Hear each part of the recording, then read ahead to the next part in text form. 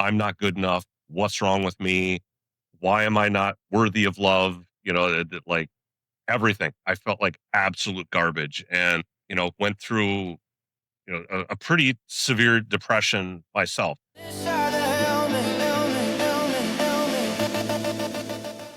Hey, everybody. I am super excited to welcome Salamander to today's Inside the Helmet. We have connected through YouTube. I've watched his streams, different aspects. I think it may have been Papa that kind of connected us as well.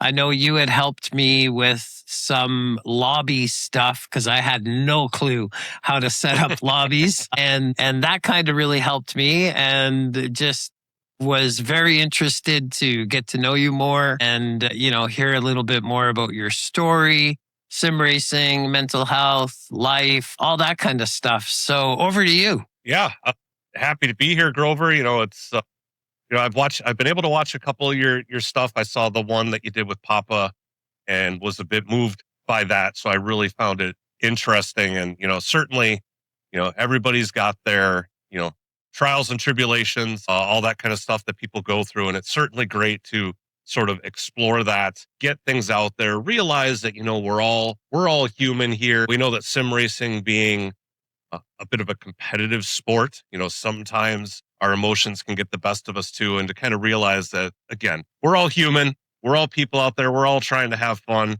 all that kind of stuff. So, yeah, just really happy to be here and to chit chat with you. Awesome. Yeah, it's crazy when I started doing this to see the amount of comments that are on the podcast when it's posted to say, "Hey, I just went through something similar." And it's part of the reason I started doing this is because a lot of stuff is not talked about, but we know deep down that everybody's going through a lot of the similar stuff. So, Right. It's okay to say you're not okay is kind of my tagline. And it's important to, especially as men, to realize that, it's okay to talk about stuff, our emotions, all these different things that we go through.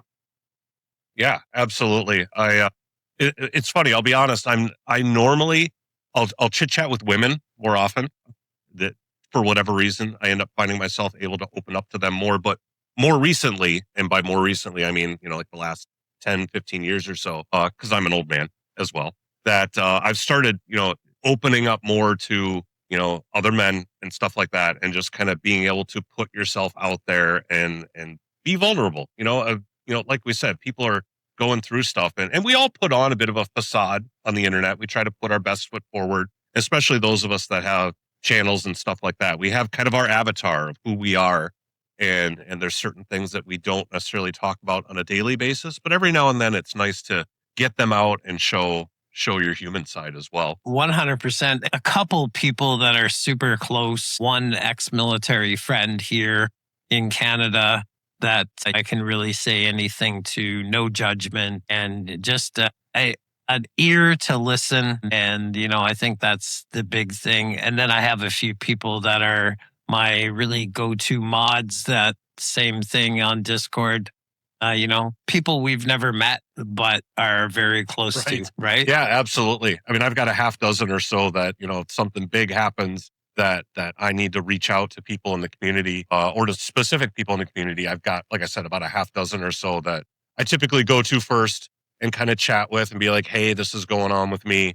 And then kind of, go from there. Mm-hmm. So let's kind of start with a little bit of sim racing background, and then we'll transition, life, mental health aspects. So, Sure. Sim racing, how long is GT7 the only game you've ever raced? No. So, I certainly started off doing the old like arcade games, back in the day. What was it? Road Blasters or something like that. That was a big one I was into way back in the day. And then eventually I landed on Gran Turismo 2, which was kind of the introduction to sim racing. It's like, and I loved the whole car collecting part of it, but also the fact that it was a tough game to play. It wasn't like Need for Speed and stuff like that, which are, the more arcadey stuff, which is more fun, but it's like you never lift off the gas pedal, you just go. And Gran Turismo, you actually had to learn how to drive. So I played Gran Turismo 2, 4, 5, and then now 7. It wasn't until 7 that I got, a sim rig and all that stuff. So it was always, either keyboard or controller up to that point. But I've always loved racing. I would say back in the day, it was probably more playing football and basketball games, but I eventually have migrated more towards racing. And nowadays, I mean, other than playing mobile games on my phone, the only reason I have a PlayStation is to play Gran Turismo.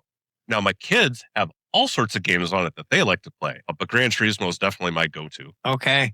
So how long ago did you get the wheel and kind of that aspect of getting serious with GT7?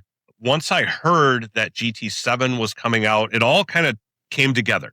Like again, the only reason I bought a PS5 was because GT7 was coming out. And then at the time I bought the sim rig just a few months before GT7 dropped. I think I got it about the time it was supposed to drop and then it got delayed. So I ended up playing like Project Cars 2 for just a couple of months just to get used to the wheel and the whole setup and all that business before GT7 came around. And then I think I stayed up late that night, watched the opening trailer and all that stuff at midnight, played through the music stuff. The very first day it came out, I do want to upgrade. I'd love to get the Logitech Pro or maybe that in between direct drive one that they have now because I'm a cheapskate. I don't like to spend a ton of money. I'd love to get a nice cockpit, but I don't think I'm going to spend $2,000 on a cockpit. If I could find one for like, I don't know, 600-800 bucks or something is kind of more my budget. But someday I'll get even more serious about it. But that's kind of history of the cockpit and the rig anyway. Okay. Yeah, I think we've all been through the kind of transformation and the levels of, I started on a GT Omega, with a furniture chair I was sitting on with weights to hold it down so it wouldn't move, and then everything transitioned and got more expensive. I mean, there's drivers that are wicked fast on that kind of a setup, or people like Shaggy who are fast on controller. I mean, there's some World Tour drivers that make it to the GT World Series that are controller drivers, stuff like that. So while the rig is nice, that whole immersion and all that stuff, and I love it, and I do want to get, to upgrade those things. They're certainly not required. Yeah, At no, least not required to be fast. exactly. And there's more content creators that are doing videos about that. Like, I think we often fall into, oh, if I had this, I would be faster. And like, nope. I definitely have that too. Oh, if I upgrade, I'll be as fast as so and so. Yeah. I'll be able to go door to door with Jorge. Yeah, right. Yeah. I had a G923 for probably about 4 or 5 months. And then I just realized it didn't have the feed. And maybe I was just so bad that so I upgraded to the Thrustmaster TGT2. Nice. So yeah, I've always just kind of done I'm going to work with what I got and just do good with what I got. And then eventually I'll upgrade. I would clean them again. And then the next time it was like, 3 months. And then they went back and they started acting up. So I had to clean. It got to the point where I was cleaning them like every week. I'm like, this needs to change. So I ended up upgrading to the lower end direct drive load cell Logitech pedals, not the Logitech Pro, but I think they're the RL50 or what they are. So, and I love them. I mean, they're great. They don't have the potentiometers to get dirty. So I'm looking forward to not having to clean them. But they do give you a lot more feedback. I felt like I've gotten a little bit faster with it, but some of that could be psychological. Yeah, absolutely. Yeah, no, I think I cleaned mine twice and I was like, okay, but I also took mine apart to add the true brake. See, I thought about that. Never went that route. And I found it really good. Really good. Yeah. Yeah, with these new pedals, from what I understand, it's kind of like that. It's probably maybe just a minor step above like the true brake stuff, but I never messed with them. So I guess I don't know. Okay. So kind of back up a little bit, like talk about life stuff in general, like where are you from? What's your background if you're okay to share, like job wise, that type of stuff?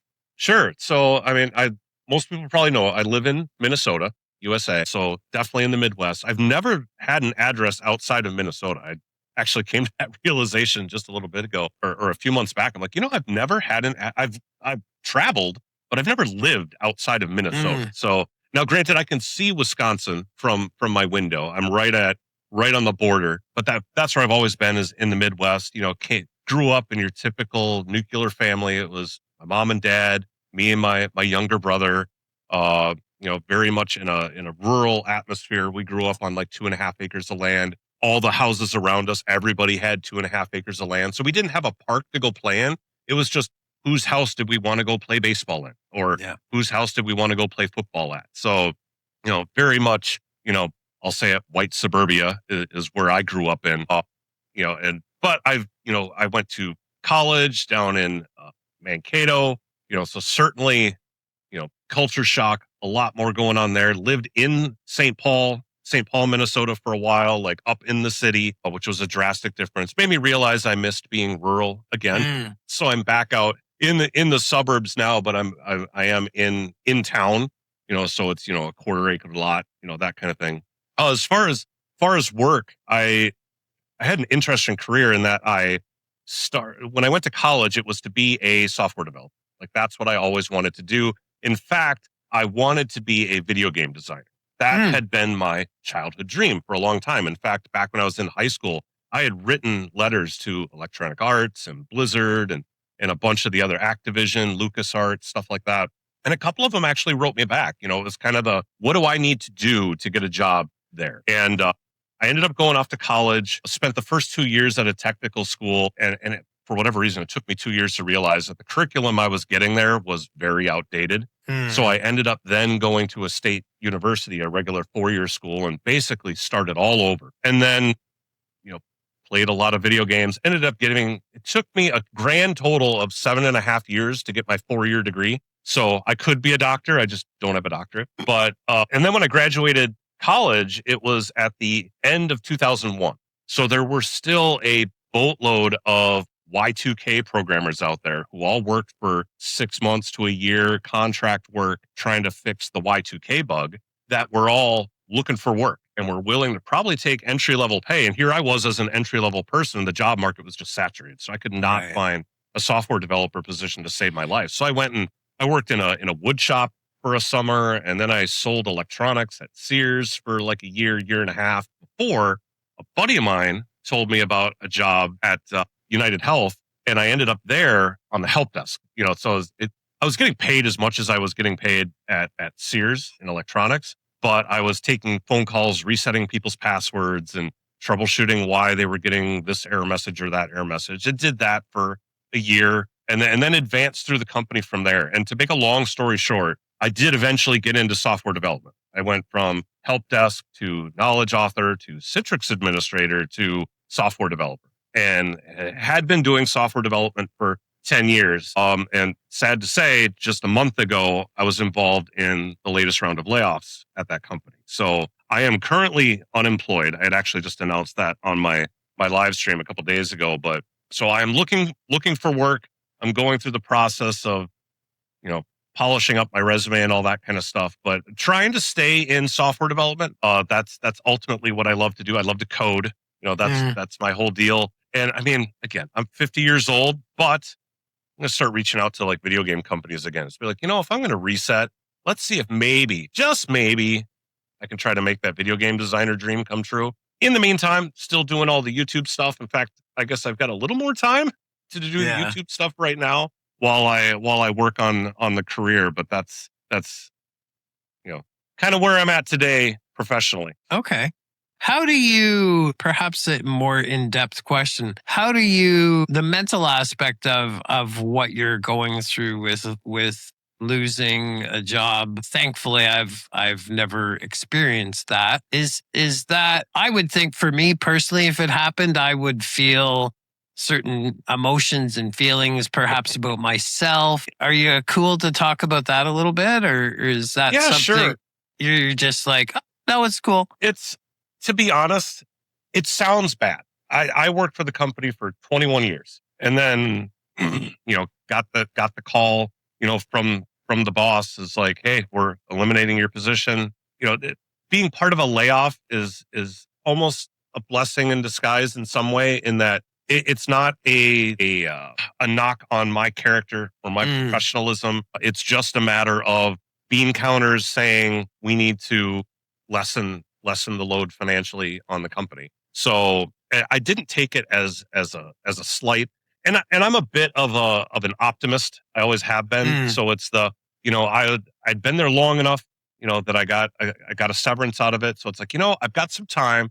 I can work on myself. Maybe I can get into a slightly different, not a different career, but a different environment. mm. I'd been there for so long, and there were some things that I didn't like, but just kind of kept along with it. But I was making a paycheck. I was doing well for my family and all that sort of stuff. And I'm looking at it again from a bit of a positive lens, and I'm just trying to stick with that and not look at the negative side of it. Now, if it gets to be like the end of the summer and I haven't got a single callback or anything like that, I may be telling a different story. But for now, it's still like I'm optimistic as to what opportunities are now in front of me. I've got sort of an open book. I've got a sky's the limit Hmm. as far as what I want to do, and I'm trying to maintain that attitude in order to be successful in whatever this next step is going to be. That's really good that because not everybody's like that. I know if it happened to me, because I'm, based on life stuff that's happened to me and, probably a little bit towards my adoption and whatnot, I would probably feel very insecure about that aspect and Yep. and really, I'm not good enough. I go through that whole thing of nobody wants me, Yeah. relationships, same thing. Do you ever face that in other aspects of your life? Well, I mean, absolutely. I will say my girlfriend, who I live with, she got laid off. I think it was 4 or 5 years ago, and she very much had the kind of reaction you're talking about. She was very upset about it. Kind of went into a bit of a depression and really Hmm. had to work towards maintaining or getting that positivity back. And landing back on her feet, which she ultimately did. I think I went through it more when I got divorced. I had been married for I think it was 13 and a half years. I've got three young boys. They're now 16, 13, and 10. So they're definitely older. This happened 8 years ago. So I had a 2-year old, a 5-year old, and a 8-year old at the time it happened, and very much had the same emotions you were talking about. Probably what you would expect from getting laid off from my job is what I experienced when I got divorced. I very much had the I'm not good enough. What's wrong with me? Why am I not worthy of love? Like everything. I felt like absolute garbage, and went through a pretty severe depression myself. Back when I was a kid in like elementary school and middle school, I suffered from undiagnosed depression quite a bit. Like I didn't have a lot of friends. I really felt bad about myself. My family was great. We were not like a loving family. We didn't give hugs all the time and say we love you all the time. But I know that like my parents and my brother would do anything if Hmm. if I needed it. But I didn't feel really good about myself back then, and it took some really good friends that I got just as I got into high school to kind of pull me out of that. And I'd been in a good space ever since then. Like I felt really good until my divorce happened, and then I fell right back into what that was 30 years prior. Like I hadn't felt that way for that long, and it was not good. Like I did not feel like going on, to be perfectly honest. And Hmm. I had a really good friend of mine who kind of put things in perspective and snapped me back. He was like, when I was talking to him about, like, I just don't know if I can keep doing this. Life sucks right now. And he's like, yeah, but you've got your kids, and you they need you, so you wouldn't take that away from them. I was like, that would be kind of a selfish thing Yeah. for me to do, and and for me, it's all about purpose. So he reminded me that I still have a purpose in life. That I'm still a dad, regardless of whether I'm not a husband anymore. Hmm. I'm still a dad to these three boys who need me. So I kind of that really did it for me. I'm still not great. I still harbor a lot of resentment at the divorce side of things, and Hmm. and I don't think I'll go into the resentment side because I could really go down a rabbit hole. But I'm better. I know what my purpose is. But for the longest time being, I don't know, a couple years, it was not great. And there's one Yeah. time I'll tell you this story is that I had gone to pick up my kids because we have joint custody. So I'd gone down, picked them up. They got in the car. We're heading down the highway, heading back to my house. And I can't remember what I asked. I was asking some question about like, hey, what they do over the weekend? What do we want to do? And they said something to the effect of, like we'd like to just go back to mom's. And Mm. that hit me like a ton of. I had to pull the car over, and I was sobbing uncontrollably. And they were looking at me like, what's wrong, Dad? Are you okay?" And I was like, "Right now, I'm not okay." I, I I was very much in the wanting to be there for them, and I had realized that my purpose was to be there for them, and they were also kind of. They were just kids. Hmm. I know full well that they didn't mean what I was hearing, but in that moment, what I was hearing was more abandonment from the last people on earth that I was really clinging to. And I absolutely lost it for like 5 minutes. I sat on the side of the road with them in the back seat wondering, why can't dad talk? So yeah, it's that that was a rough time. I'm glad I'm out of that. Like I said, I have a wonderful girlfriend now. We've got family going on here. Again, I've got 3 boys. She's got 1 boy. There's 6 of us in this house. Mm. It is nonstop, things going on. But yeah, yeah, Yeah, that's it. I find stuff like that is very interesting when we hear one thing, but the actual truth is not how it's actually meant to come out. right. I kind of get into, having a conversation like it's pretty deep like that. And, you know, it's paraphrasing. Did I just hear you say this? Oh And yeah, can you explain a little bit more of what you meant? Probably not so with a young child, right, but, right. but, it's so important to find that purpose. And it's the same for me, when I did the Kizzy interview and, it's like Gran Turismo community saved my life Hmm. because I'm not in the situation where I have anyone, right? I'm by myself. Nobody relies on me. Yeah, So I, when I had had made the plan to not be here anymore, I'm like, I'm not leaving anybody. Right. But I did realize that I had a voice in the community and that's what saved me. yeah. Well, I think you realize that you did have people. You just didn't know who they were. They weren't necessarily blood, and Yeah. that's the wonderful thing about this community, this whole sim racing community. I mean, there's certainly bad apples in there, but I feel almost as close to a number of my friends in the sim racing community as I do my own family. If 100%. when Papa had come over to Iowa for some family stuff with his now deceased wife. They had come to visit, and I was like, I will drive down and come see you. I want to come hang out, and that's what we did. So me and my girlfriend drove down, and we got to meet Papa and Susan, and we hung out for a number of hours at some local bar. It was like a 2.5 hour drive for me. I think they had to drive for like an hour from where they were to meet at some central location, but it was so much fun getting to know them and really kind of tying together that community and realizing that there are more people that like you than you even know, and it's a lot of times when things like this kind of a conversation where we open up and talk about stuff that you end up making those kinds of connections, and it's important to know that you have them, that they're out there, and to 100%. remember that you aren't alone. Hmm. The as alone as we may feel, we're not. There's too many people on this planet for anybody Yeah. to be truly alone.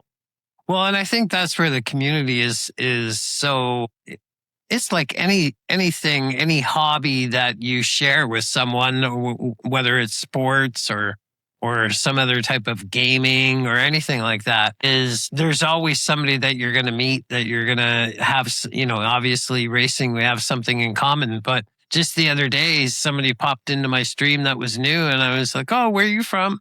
And from Canada. I'm like, oh, whereabouts in Canada? And they literally live like 20 minutes away, Yep. you know? So, we're going to meet up and hydrate. Yeah. I did that with RJ Sugar Shuffles. He lives Mm. maybe 30 minutes from him or 30 minutes from me. And I have met up with him twice. Once it was just me and him. We met up, had a beer, and chit chatted for a while. And the other time was when Santa Miguel was in town. So me, Santa, and RJ all got together for for a tasty adult beverages and hung out. Yeah. All this time that you've gotten to know. You consider them friends, but I've never Yeah. actually met you. Yeah. It's well, and the same thing. I don't know if you know QC2PE. QC lives on the East Coast, but he was coming here to buy a Corvette. So he flew in, and a couple of us that live local met up for a beverage. And you've known each other. You talk. You're in each other's streams. You're on Discord, and it's like you show up like you've known each other for years. Right. It's so cool. Yeah, and many of these guys are really genuine. I found out, like RJ and Papa in particular, I had talked to quite a bit before I met them, and they're the same person when you meet them in real life. They're really fun to chit chat with. I hadn't had a chance to talk to Santa nearly as much when he came to town, but got to know him. Just hanging out, and he's also just a genuine fun guy to chit chat with. And that's I guess what I'd like to surround myself with, and I think why I'm part of like the PHG community is that whole, their whole motto: great racers, better people. Just trying to stay positive. Again, being that optimism kind of guy, like I'm always trying to look for the good thing rather than the bad thing, and surrounding myself with people that do the same is a lot of fun. And there's a lot of them out there. That's the great part. And having that shared passion, again, like you said, whether it's sim racing or something else, there's always something you can kind of use to connect at that level, and then the relationship grows from there. 100%. Very interesting you say Santa, because I streamed on Tuesday, and he's popped into my stream a few times. He gets around. Just so, Watkins Glen, it was the first time in a while I had been in a full A lobby. And if you've listened to any of my stuff or know, like, my race nerves are up here, right? And everybody in the stream, including Santa, was like, you got this, relax. I'm like, yeah, I'm relaxed. I had one good race, one bad race. And then last night I was in a lobby and the top 8 were A+. And then the lower half, and there was a lot of names in there that were well known and whatnot. And I was like, so that one didn't quite go as well, but it's all good. Yeah. And you need those people. You absolutely do. Whether it's in the sim racing community or in real life, you definitely want to surround yourself with people that will build you up. I mean, it's fun having the friends that kind of, needle you and rib you a little bit, but as long as they still know when you need that positivity and that they recognize that, I mean, those are the really good ones. 100%. I think part of that, makes us better on the track, but also better off the track. Rob and I, when you look at your friends list, and I was like, oh, I'm faster than you this week, Friendly competition. Yeah. For me, it pushes me harder. And it's, I think that translates to also off the track stuff, because to me, it reminds me a lot of my military, the camaraderie and whatnot. Sure. That part where you joke around and harass your friends. Yep. But when it's time to speak the truth, they're the ones that are there for you. Right. Well, I suppose, I mean, in military side, I mean, you're putting your life in other people's hands. Like, you need to trust and respect others, and know. I mean, that's the thing. It's almost the ones that you can trust and respect the most are the ones you can give the most crap to, right? Because they know that it's just crap, that it's not legit, that you're not pointing out a deep-seated flaw. They're not trying to, well, maybe they are trying to embarrass you, but they're not trying to do it in like a malicious way. In a way, they do that stuff to help you get over those things, even if that's not their intention. That's ultimately what they're doing. You gotta have those people. I do have friends that I would trust with my life for sure. I can also trust them on the track. If there's a mistake that's made, it's not out of bad intentions. Right. And that's really it. That was something I did learn at my previous job. Is one of the things that they mentioned was assume positive intent. When somebody gets into you on the track, or even if somebody cuts you off in real life, or or makes some, does something you don't like, maybe it's just a mistake, or maybe they're having a bad day and this isn't the kind of person that they are. It's trying to remember that sort of stuff. We've all had our bad days. We've all like snapped at something and been like, what did I just say? Or what did I just do? And trying to assume that positive intent. And that's the nice thing about being in lobbies with friends is you kind of automatically do that. You automatically trust these people. When somebody gets into you, you're like, oh, they must have missed their breaking point. You almost feel bad for them, like, oh, they Hmm. screwed up, as opposed to in daily races where you get hit. It's like, why are they running me off the road? Why are they such dirty drivers? And it's like, maybe they're not. Maybe they just missed their breaking point, not Yeah. on purpose. I have so many times where I'm up on somebody's bumper going into a corner and like all of a sudden the braking marker shows up in my peripheral and it's like, oh crap, there it went. Time Yeah. to get Yeah. on the brakes. And being 50, I don't have the reaction time. It's like, oh, now I'm into the back of them. Yep. I didn't mean to. I just didn't see my braking marker. So, yeah, I mean, having that same kind of trust on the track does totally translate, outside into the real world with your friends that that you could call up if you're having a bad day. And I've done that. I've got my buddy he lives up in Fargo, North Dakota. So he's 6 hours away. He happened to be in town last night. So he was texting me when we got done with my kids' band concert. We had gone to a restaurant to grab something to eat and have a tasty adult beverage. Just me and my girlfriend. He's like, "Where are you at? What are you doing?" And I'm like, "Oh, we're at the bar." He's like, "How long are you gonna be there?" I'm like, "Probably 2 hours." "What's the name of it?" Like, what? So I give him the name. He's like, "I'll be there in 30 minutes as long as a +1 is okay." I'm like, "You're in town?"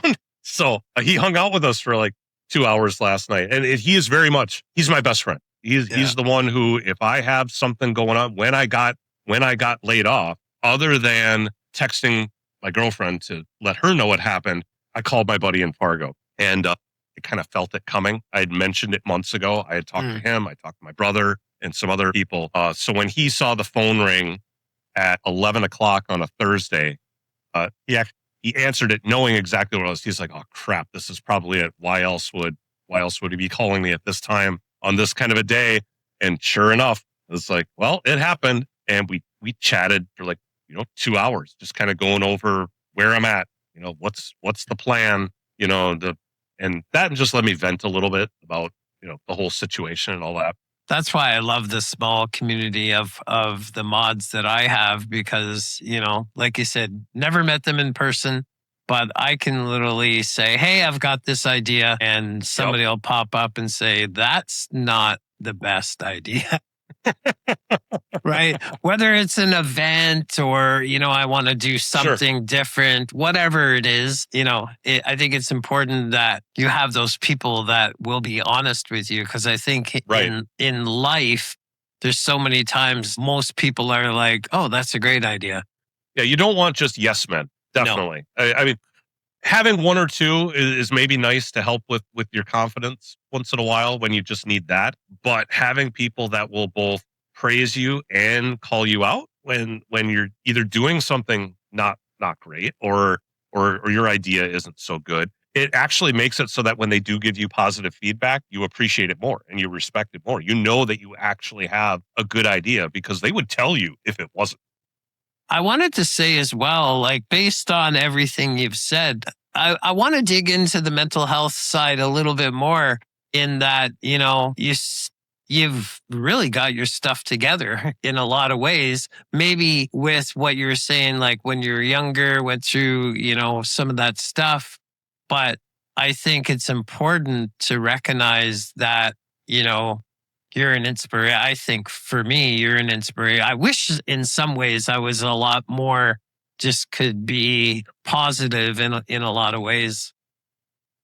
I will say I'm not nearly as confident as maybe you think I am. I try to come across that way. And that has been some of my just coping, Mm, really as from what I've learned from a young kid on up was kind of the fake it till you make it in a way to some aspects. I am very much an introvert. You mm. put me in a, like, let's say in a business setting, I've been sent off to like conferences or whatnot. And if I'm by myself, I'm the one sitting in the corner waiting for people to come talk to me. I have a horrible time approaching people and starting conversations. I absolutely suck at it. If I go to the bar by myself, nobody talks to me. I'm a big dude. I'm 6'3", I'm not small, and apparently I come across as intimidating. And maybe, I don't know, maybe it is that people think I'm confident and I'm really not. I sit back going, why aren't people talking to me? Like Mm, why aren't people interacting with me? And on the internet and doing this and in sim racing, like it's a comfort zone. yeah. I have such an easier time chit-chatting with people over a digital medium than I do in real life. In real life, I'm a basket case and always have been. I'm super shy. Mm, I but once you become my friend, I will talk your ear off. So my closest friends will tell you that I will chit chat forever. I mean, you and I could sit here and talk for the next few hours if we yeah. want to. Yeah. It's difficult. I wrestle with that to this day.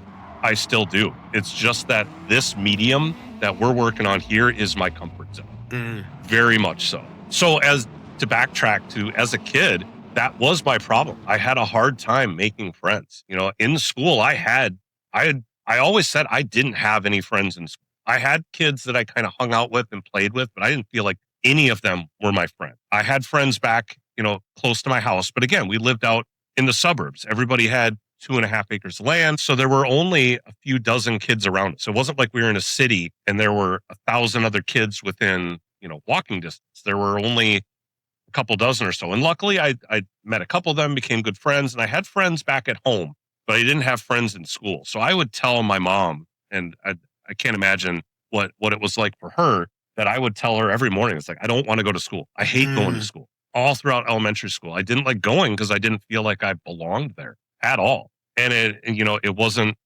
anything that my parents did. It wasn't anything that the teachers did. I was just really shy and didn't mm, know how to break out of that. And I've again learned to do stuff. I mean, there are times I will walk up to somebody and start a conversation, but when that happens, people won't know, but you guys can know that I am very much pushing out of my comfort. I am forcing myself to do it. mm, If I get to know you online, like when I went and met RJ, no problem. When I went and met Papa, no problem. I've been talking to them for months. yeah. I've already gotten to know them. They're already my buddies, so I can show up and we can just jibber jabber, all that. But if I were to go to, let's say, the GT World Series around a whole bunch of people who maybe have all their friends there, if I'm not going there with people I know, it's going to be a very different experience for me than if I show up with Papa or McNaughty or RJ or TKs or you or anybody that I Hmm. know. I could be there with, oh, there's Rory and Super GT and some other, and I'd be like, I'm too scared to go talk to them, you know? I, So what I'm getting at is what you're seeing is very much a facade. hmm. Okay. I think it's interesting on the environment that it is in that situation of, going to GTWS. I would probably be a little bit the same, but going out for dinner or, going for a drink, I got no problem. Yeah, see, I have to go with people I know, and then it's fine. And Mm, then if I have somebody with me, I can strike up a conversation because I know they can help fill in gaps.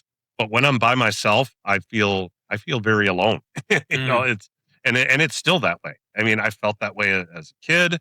Again, it exacerbated itself horribly when my divorce happened. But I've still got my family here. I've got my friends, and with that helps keep me moving forward and not looking backwards for sure.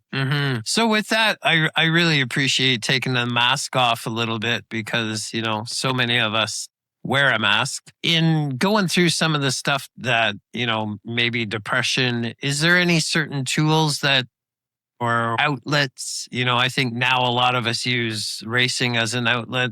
Yep. Previously I've journaled music, stuff like that. Is there any stuff like that that was another tool or outlet that you used? Music for sure. In high school and in middle school, I played the trumpet in band, and it was something I was actually really good at. I was Huh. always, first chair trumpet player. When I went off to college, it was actually my third year of college. I decided, I want to join the jazz band at the college.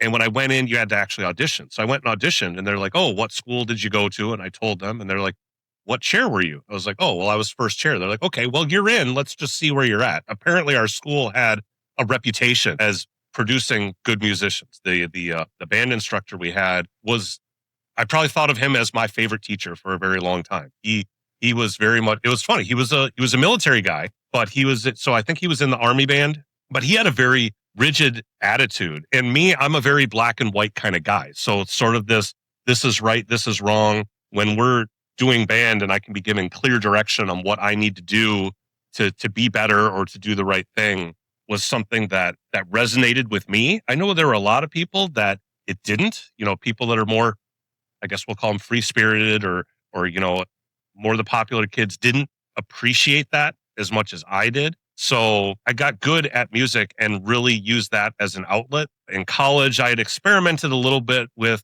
doing like some remixing and doing some like producing some electronic music. It never went anywhere, but it was a lot of fun. I Mm. really enjoyed doing it, putting together, or sampling, I think was what is it called. So you would take different bits and put them all together to make a song, and some of them came out pretty cool. But yeah, I mean, music was something I used. Exercise.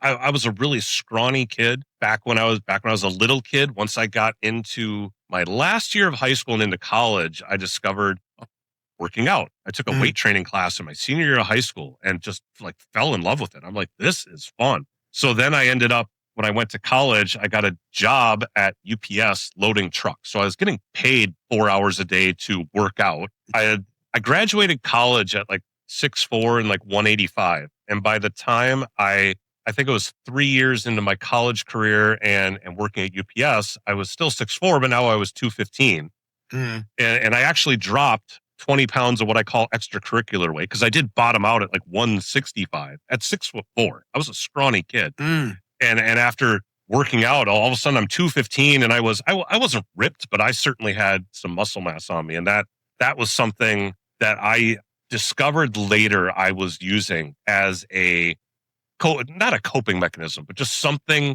to give me some drive and some focus and some purpose, as opposed to just, sitting at home playing video games, which I Yep. love to do. And I still love to do. And there's nothing wrong with sitting at home playing video games, but I didn't want to do it all the time, because there were moments where it felt like I'm all alone. Like I'm the only Mm. one doing this. And I, again, nowadays, everything's online. We race lobbies with our friends. It's very different from grinding Final Fantasy 1 for 8 hours a day, which is fun, but can get lonely. So yeah, I mean, really, I'd say those are kind of like my things. The video games, music, and exercise, which I haven't been doing nearly as much exercise lately. But I think that's because of sim racing has become a much bigger part of my life now. Yeah, absolutely. And I think I've actually talked to my psychiatrist about some of this stuff. He'll literally ask me, so how many hours did you race this week? And of course, I may lie, but I think it's important to recognize that, sometimes we need to do other things. Even if I get out for a 5 or 10 minute walk, Hmm. that kind of stuff, or I listen to kind of meditation music before I go to bed. I've done that for a while, and it really helps me with not having nightmares, flashbacks, that kind of stuff. Outdoors, get out of the room for a little bit. Right. I think that stuff is super important as well. It is. I mean, you got to get out and see the world. I mean, as much as I've been a self-described professional nerd now for so long, and I love video. I tell my kids this. Like, I love video games. Dad loves playing video games, but you need to put the controller down and go outside and do some stuff. You need to go Yep. ride your bike. You need to go to the park. You need to go help me weed the garden. We need to not sit in here all day. And that's coming from a guy who has a YouTube channel now and is Yep. playing video games on a YouTube channel. So you don't get to just sit around. As a kid, I really wanted my Nintendo. And back then, your parents would kick you out of the house and lock the door and Yeah. say, come back later. Fast forward to getting deployed. My first tour in Afghanistan would have been 2005. And they had Okay. these little mobile trailers like you would see on a construction site. Well, sure. And it was just filled with, I think it was like 5 on each side. And you could go in there anytime. Sometimes you had to book it ahead of time, and Okay. you had an hour to go in. And that's when I first played Need for Speed, Grand Theft Auto, and that was my only my only time I ever played video games is when I was deployed to get your mind off stuff. So I have a question for you. Being in military, and having, you mentioned like flashbacks and stuff like that. I know for some people, like going and playing things like Call of Duty for them is a release and an escape from what's going on. Do you do stuff like that, like the first person shooter stuff, or do you have to stay away from that? It's funny because Papa and I talked about this a little bit. I suck at Call of Duty, and my friends will call me out, and I always say, "Hey, I'm still here. I'm way better in person than I am on the game." Is that like the guitar player who can't play Guitar Hero to save their life? Yeah. Yeah. But yeah, Papa and I were saying how I like some of the older World War II, like Okay. Sniper and stuff like that. I enjoy stuff like that. Doesn't really affect me mentally. People ask me, "So what'd you do in the army?" I'm like, "You ever play Call of Duty?" They're like, "Yeah." I'm like, "Yeah, That. that." But talking of some of that stuff, not video game related, but it's only been, man, I don't even know how long. It's been a few years, maybe 4 years that, there's movies and stuff like that. I couldn't watch Yeah. before. And some of the stuff I'm working on now with my doctor is exposure therapy. Want to just talk a little bit about the community and the mental health side. In the time that you've been gaming and starting your channel, do you feel that there's more of an emphasis on mental health, like more people talking about it now than maybe previous? Clearly. I think really, I would almost say it's really recent. I think it's really within the last year, maybe even the last 6 months, is really when it's become more mainstream. I think outside of sim racing, it was starting to take hold sooner than that. I think COVID really brought that out. People really struggled with staying home. I mentioned my girlfriend earlier, when she took it hard when she got laid off from her job. She took COVID way worse than I did as well. Mm, When she got sent home, and you were going to, she had a job where she could work from home. So this is before she got laid off. She was working from home full time with me. So I'm in the house. I'd been working home from home full time for a decade already at that point. So when I would tell people, like, "Oh, COVID sent you home," I'm like, "No, I was at home long before COVID." mm, Again, being an introvert, like me being and working on my own in my own house, no problem. It really negatively affected her. Whenever there was like, "Hey, we need to go get," she would invent reasons to have to go get groceries. And there was one particular time she came home after like a half hour. She had just like one bag of groceries and came in. And I offhand sort of tried to be funny and made a comment. It was like, "Oh, you couldn't find a reason to stay out longer." And she broke down crying right in front of me. I was like, mm, crap, I struck a nerve. Like she was like, she couldn't stand coming home, not because I was there, just the whole isolation and not being around her coworkers and really needing that. And that felt like, again, back in COVID, I think the mental health stuff took hold for the broader community. I think in sim racing, it is much more recent. I think people like you and VKG have really tried to bring that to the forefront, and Rory openly talk about it and destigmatize some of that. Like, hey, we all have problems. Like, there's the natural, like you said, wearing the mask, having the avatar. We all have names. Salamander's not my name. But for a long period of time, more people called me Sal than called me by my real name. Like people would okay. use my real name and it sounded funny, Hmm. because like particularly in college, it'd be like I had 100 friends on IRC and only like 10 friends in real life. So I think opening up and talking about that kind of stuff, and I think people have realized that sim racing is very much a tool that I think you've talked about. It's Hmm. very much I don't want to call it a coping mechanism, but a way to escape and a way to feel better about yourself, just have some fun, interact with friends and people, and just have a good time and forget about the crap that goes. The world is hard. Day Hmm. to day, paying bills, going to the job is not easy. I mean, to make it through life is not for the faint of heart. You have to be tough and resilient just to survive, much less to be happy, and to find something that can help make you happy and involved, or appreciated, all that kind of stuff. I think a lot of us collectively kind of came to that realization around the same time, and have, at least for the most part, embraced it. I'm sure there's still holdouts, obviously, Hmm. but I think it's become more of a focus, especially more recently. Yeah, I would tell, and I said, I forget who else it was that I said this during an interview. I go into more people's Discord and whatnot, and more frequently now you can see there's a mental health part Yeah. in a lot of people's channels, and you know, and I think it was Papa. I said that's the first pair. Anybody's channel. I'm not going into the general chat or see what the daily. First part I go to is the mental health. Yep. Yeah, those did not exist all of whatever 6 months or a year ago, and Hmm. now they're all over the place. Yeah, I go into Papa's, he's got it. I go into TK's Discord, he's got it. In your Discord, you've got it. So it's like it seems to be commonplace now, which is good. I mean, people can take those things that aren't commonplace and have a commonplace to share them. Absolutely. I don't know how many times I've been listening to a song I've heard a million times, and for whatever reason, I pay more attention to like a particular lyric, and all of a sudden it'll hit you, and Mm. you'll have that. I'll call it the PTSD moment, where all of a sudden I start crying. I'm like, why am I so Yeah. emotionally affected by this line right now? Like there must be Hmm. something going on in my life, or something I'd been thinking of, or something that's been weighing on me, that lyric was what I needed at that time, and it kind of breaks you in a way, Hmm. which allows you to get out of it.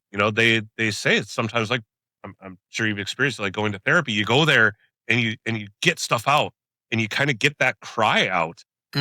and then it's weird. You feel better once you're done with that.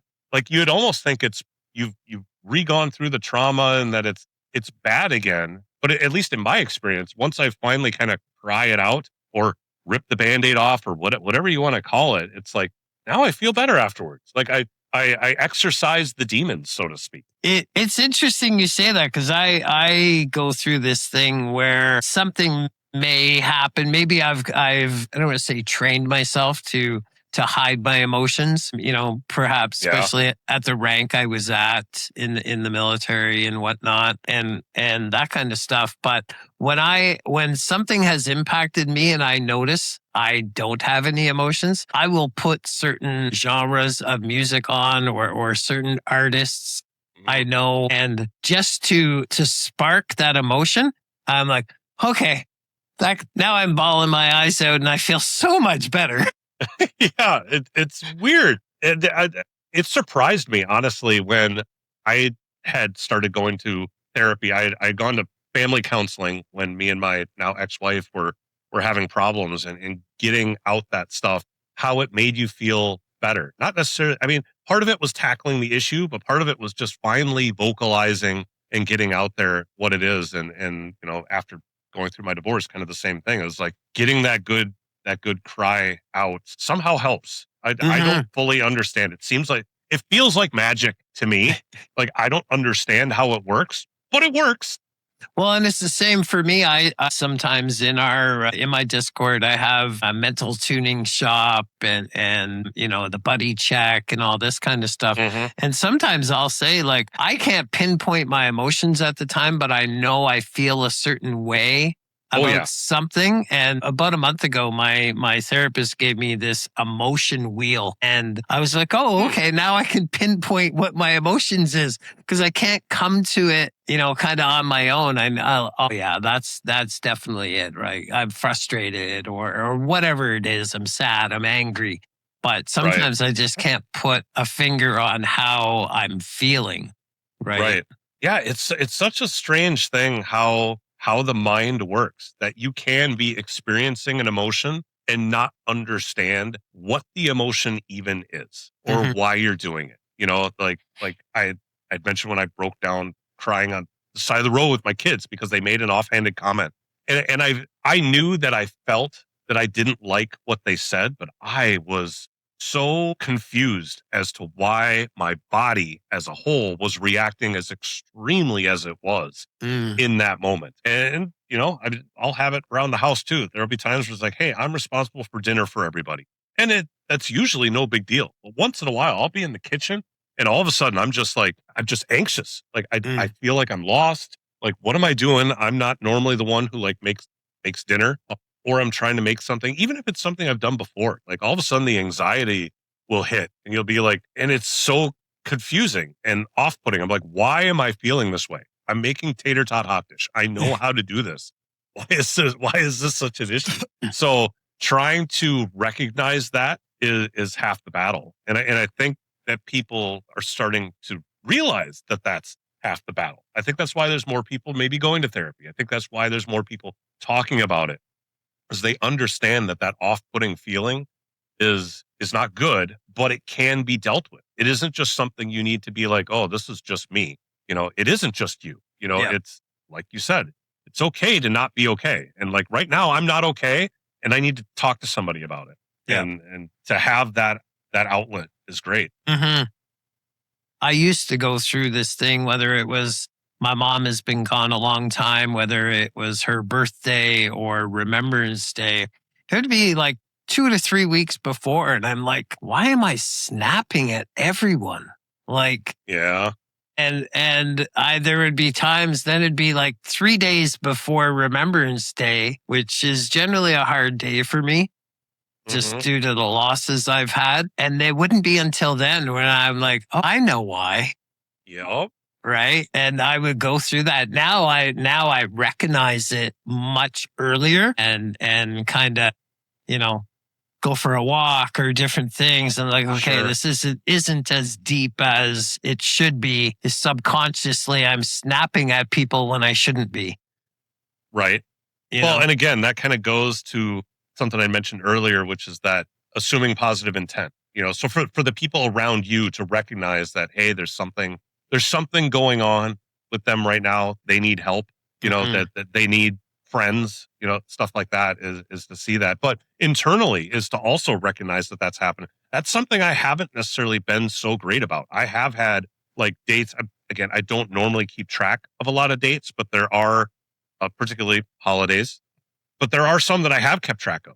And Mm, when they're approaching, I don't realize that I have kind of done sort of that same thing. It doesn't usually manifest itself in me snapping at other people. For me, it's usually withdrawing. Like I get quieter. mm, I kind of go into my own headspace, which is probably not good. Like I going into isolation is probably the worst thing you can do when you're starting to feel bad, like getting out. But for at least for me, and I presume everybody's different. For me, that's kind of my natural reaction is I retreat. I go, I'll come down and do some sim. I guess right now, when I come down and do YouTube and sim racing stuff, I'm around people. So it's right. actually better than before where I would just retreat into like the basement and go play a video game. Or, even if you have people at home that love you and you want to go out and get a walk, that can be healing and cathartic. But if you're doing it to escape Mm, something, that can hmm. sometimes, I guess it can go in the other direction, but it's a matter of if you can take that time and get your head right so that you can sort of reintegrate with family or society or whatever it is you're kind of needing that temporary break from. That's good, but don't do it as a more permanent solution. Like, if I was to go out on a walk for a half hour, great. But if I'm like, okay, now every day I'm going to leave for 2 hours and just go walk the streets because I'm fighting with my significant other or something like that's not healthy. Yeah. So, Yeah. I don't know if I'm thinking of a racing term that I can use in identifying certain signs that, whether it's tire wear or your mm, fuel gauge and whatnot. But for me, those that are close to me, I tell them, I'm like, listen, if you have not seen a message from me on Discord or seen me in anybody's channel for more than 48 or 72 hours, it's time to reach out to me, please, because yeah, chances are I'm going through shit at that time. right, And I tell right, those people that are super close to me, they know that. Right. right. And I think it's important that we share those indicators, we share that telemetry of Hmm. life with those that are closest to us to assist us in recognizing, hey, these are the signs I need to know ahead of time that so and so isn't doing very well. Right. Yeah. I mean, learning what your signs are is probably step one. But yes, communicating that specifically to your closest friends is probably a good step too. I'm sure you probably need to limit that to, the ones that you trust the most, because the last thing you'd want is for somebody to Yeah. manipulate that or use it against you. Like, oh, well, I'm not going to listen to you right now because you're being ridiculous, or Yeah. something like that. But we all know who our closest friends are, and once you kind of learn what your own signs or triggers are, absolutely sharing it with them is the right way to go. Absolutely. So, couple questions. We're going to wrap up here. First question is, with YouTube kind of stuff you got going on with league stuff or sim racing, or give us a little update on, what's next for you. Well, let's see. I'm up to about 750 subs on my channel. So there's the number count. Working my way towards 1,000. I just got over that 750. Really, right now, I've been working on my Joker series that I've been running. Kind of a unique set of races that I do. I only do it once a month because it takes me a long time to kind of put together how I want it to go. But also, I'm heavily involved with like the PHG World Series and doing the Mhm. production for that. So helping organize all the different graphics and people and all the different pieces that need to be in place to put that on. Putting on those broadcasts is a lot more work than even I thought it was going to be when I took it on. And to those that have never done it, it's a lot of freaking work to Yep. try to get all that stuff put together. But I mean, I've done a little bit of I call it advising or counseling with like McNaughty in the NRL to some extent, helping him as he's progressed in making the NRL a better product, mostly in like the scoring system and stuff like that. All the presentation and making it look good, that's 100% McNaughty. But that I've been working on for quite a while. This database that I've been putting together of all the cars in the game. There's plenty of databases out there that where you can get the data out of the game, but I added excuse me, another element to it where I record like the PP and the horizontal grip and acceleration times for each car with each possible tire. So Huh. if you want to compare apples to apples, you want to know if car A and car B are the same on racing softs, you can go to the database and look it up. If you're in the game, you could have racing mediums on one car, racing softs on the other, and the numbers you're looking at don't really match up because unless you've gone in and changed them to both be on the right tire, you're comparing apples to oranges.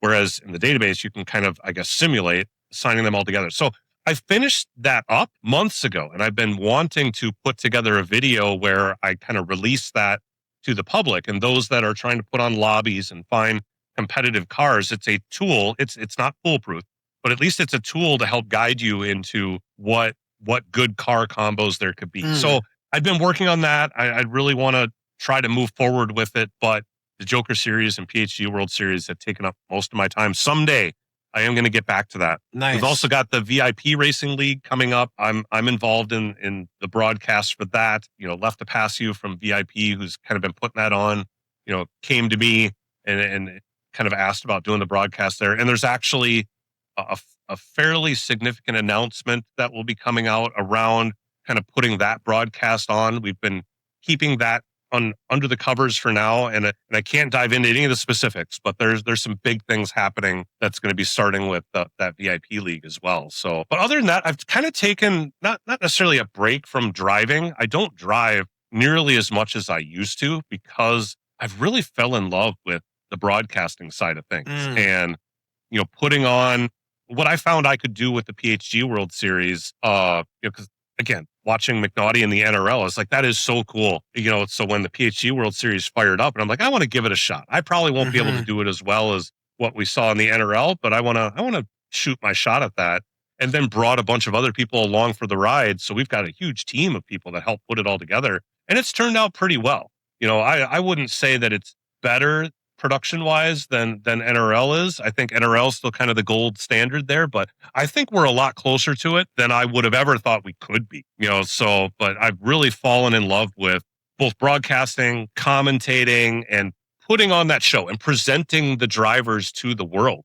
Whereas normally, again, you just sit in your basement and you drive and you're having fun. But now you can listen to people talk about what you're doing. Like, I don't know. To me, that brings a whole new level to things. When I had competed in the NRL, the next day I would always go back and rewatch the whole broadcast Yeah. that of the race I was in to be like, what did they say? What did they say? Did they notice when I did this? So Oh, that's super cool. Yeah, that's one thing I loved about last year, or I guess it would be earlier this year. I joined World Echelon Racing Association, and unfortunately, schedule I can't race in season 2. But yeah, they did all these driver profiles, and yeah, it was super cool. And then you like, shoot, somebody else is like in the same location I am, and you yep, actually meet people. It's so sure, cool. It's so yep. cool. You almost kind Uh, of get that professional athlete feel, right? Like, oh, people are mm, noticing me. yeah. Yeah. They had kind of a biography and picture of Super everybody. cool.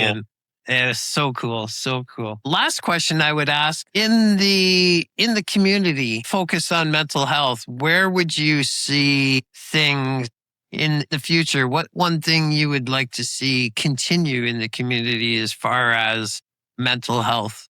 Well, I mean, at a minimum, I think having like those different channels in Discord where people can just kind of have that no judgment. I just need to vent, like a safe space where people can be vulnerable and maybe have those moments where this isn't who I am. I need to get this out. I think that's something that really needs to stay. I think on a more personal level, like like getting in touch with some of your other competitors or drivers, and really making those friends, and being able to rely on them more, because a lot of the people seem to enjoy that. Like it the to know that you're important to somebody else, and again that whole feeling of purpose. For I guess for me is like a big thing. So kind of continuing with that and allowing people to, like I said, just sort of be vulnerable, and maybe this will sound like a bad term, but let somebody fly off the handle for a minute and get it out. And then so that way they can become more grounded and then get back to being the person that they're really meant to be, and Yeah. that they were built to be, and to be the best person that they can. That the only way to get there is to, pop the cork off the bottle, and let it happen, and not keep stuffing it in. I think we've all, especially men, have stuffed things in for so long and thought that that's what you're supposed to do, that that's normal, that that's it, that that's the acceptable way of dealing with your stuff, and that if you then crack, that you're weak or something like that. It's like that's not really true. Like, we can all be better people if we all, assume the positive intent, allow people to be human so that they can then be the best human that they're supposed to be. I love how sometimes as somebody just needs the chance to vent. And I would say the part of that is when you're venting, you need to have those people around you that you trust 100%. Yep, absolutely. I mean, that's where the deep friendships really come. I mean, having those Discord channels as a safe space is a good way to get introduced to that. I'm sure you still have to be careful there, because there will be people that will watch it that are not necessarily your friends, or people that may prey on something like that. But as a starting point, just a way to kind of, you know crack the surface, so to speak, and then find out who your friends really are, and then lean on them is really the way to go. Try to, we're all here to lead a good life. We're all here to have fun. We're all here to learn something. You know, let's just, keep moving that forward. Yeah. Awesome. Well, it has been an absolute pleasure to get to know you. I would say to everyone, if you have not subscribed, I will add your link to the description. And it's been an absolute pleasure just to get to know you as a YouTuber, a racer, a person. And I would consider you a friend. And by all means, reach out at any time if you want to chat. And last word is yours. Yeah, thanks, Grover. I really appreciate being here, and letting me come on and kind of vent some things that have been going on in my life, and just everything you're doing here. With, I think, really kind of leading the way when it comes to doing this sort of mental health stuff, and putting not putting your money where your mouth is, but really, putting it out there. I mean, the people talk about it, but there's few that'll actually move forward and really with intent try to help people. And I think that's what you're doing here. And and we really appreciate it. I love being on the show. I love, being able to chit chat with you and getting to know you some more. So, thank you for that. I hope to talk to you again in the future. We will definitely keep in touch. And for everybody else that's out there, I'd love to get to know all of you and, really become friends. That's kind of what we're here for. So yeah, this was a fun one. Thank you.